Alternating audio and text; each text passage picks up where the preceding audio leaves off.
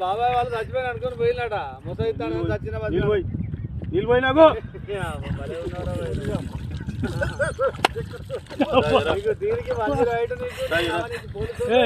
ఎందుకు పన్న వాళ్ళ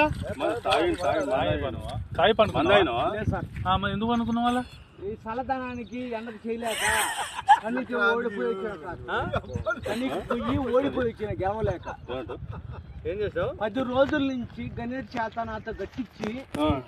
నా కష్టం దోచుకొని గణేట్ రాయి కట్టు నాకు అంటే డబ్బులు ఇచ్చారు కానీ క్షమ